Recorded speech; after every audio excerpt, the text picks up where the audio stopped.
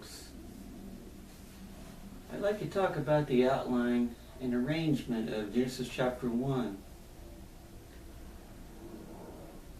Genesis chapter 1 is very disputed and argued over and debated and been clouded all these years of the conflict between evolution and creationism, and it's really not that complicated, and that's kind of what I'd like to explain to you today. If we were going to build a zoo, we'd have to have two things. First, we'd have to have the environment. We'd have to have a habitat for whatever creatures we were going to build. So that's the first thing we see in Genesis chapter 1. God creates a habitat.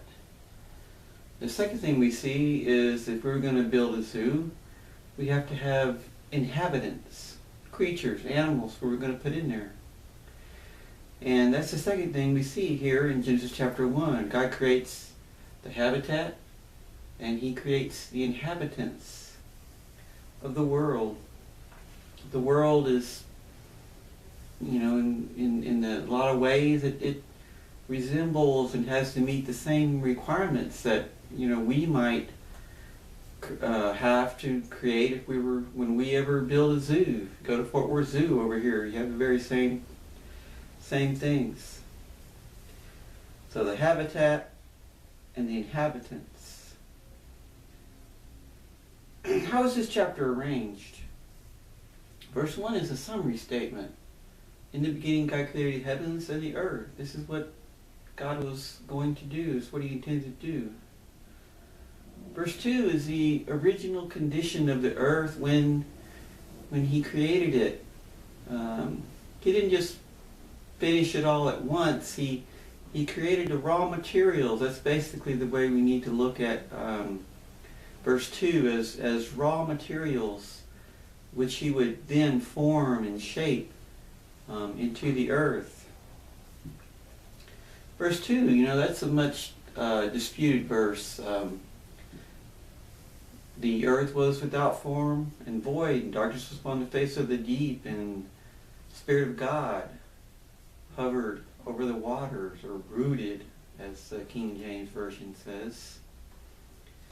Really, if you look at all those elements in verse 2, you can actually see that that's almost an outline of what God was going to do throughout the chapter.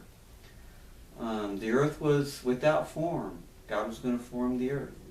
The earth was void or empty. And really, in that sense, he's talking about the creatures. God was going to fill it. And then the earth was dark, and God was going to light it. You see all those different elements that are in verse 2. God goes about to undo all those conditions, and you see that He does it by His Spirit. His Spirit was there, poised for action, brooding over the original waters. So verse 2, there you have it. It's about the raw materials. You can divide the 7 days, or really the days of creation, into the first 3 days and the second 3 days, and then of course the Sabbath day. The first 3 days, God creates that habitat. He creates the environment. What does He do? He creates the light. Light's part of our environment. He creates the sea, the globe, the geosphere of the earth is formed those first 3 days. The second 3 days, he fills, and we have the heavens. He fills the heavens. He fills the earth with the animals. He fills the water. He fills the land. He fills the sea. It's very, very simple principle. He followed a principle of forming and then filling. And that's the way He went about His work. The plants, we see that that's part of the formation of the earth, and the plants are really provisions. God sees them as the provisions for the animals and all the plant life. He created there on the first half of the creation week, and that's included as part of the habitat of the earth. So, verse 1, as we said before, is a summary statement. Verse 2 through chapter 2, verse 1 explains more in detail how he went about his work. What begins in verse 1, verse 2, chapter 1, verse 2, continues to chapter 2, verse 1 without a break. Genesis 1:1, in the beginning God created heavens and the earth. Genesis 2:1, thus the heavens and the earth were finished, and all the host of them.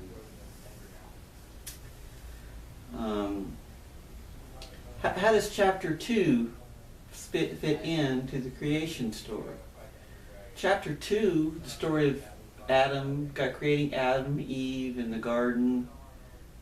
Actually, the events of chapter 2 actually happened on day 6 of creation. How do you know that? Well, if it says there in chapter 2, verse 1, thus the heavens and the earth were finished and all the hosts of them, then it must have, the story must have happened, the acts of chapter 2 must have happened before verse 2, verse 1. Basically what we have in chapter 2 is God zooms in and gives a more detailed explanation of what actually happened on the 6th day of creation.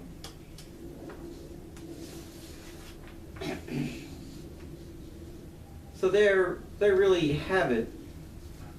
God followed a couple of interesting principles as he went about creating the earth. The first one is he formed and he filled.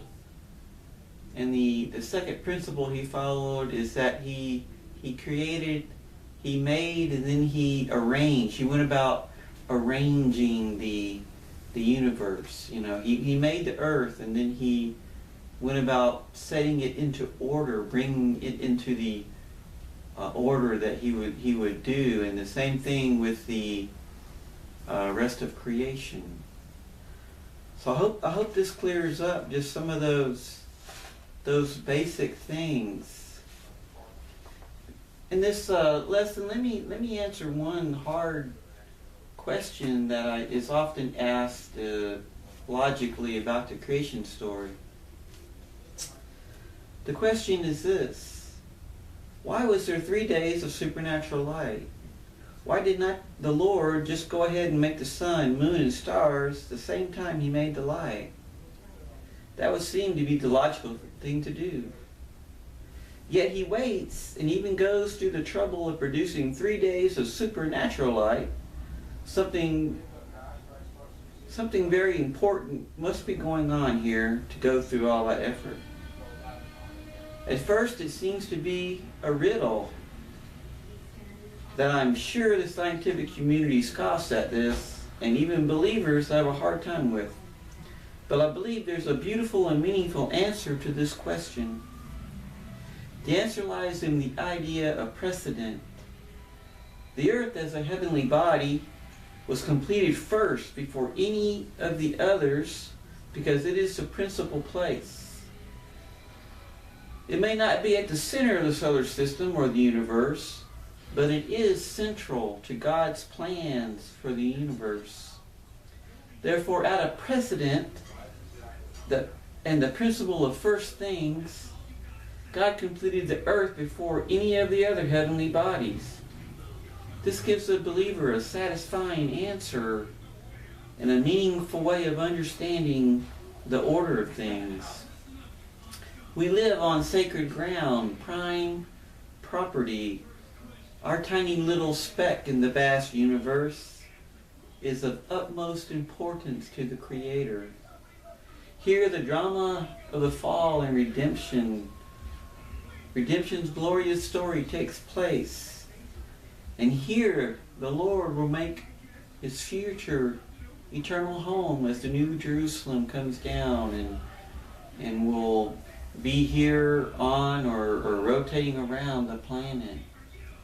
So, next time someone asks you, how come God went through that trouble of making 3 supernatural days of light, you can say, because of the importance of the earth, because the earth, He would finish the earth first before He did any of the other heavenly bodies. I hope this helps you come and gives the Christian some good reasons to way of understanding and reasons to believe in the literal historical account of Genesis chapter 1. Thank you.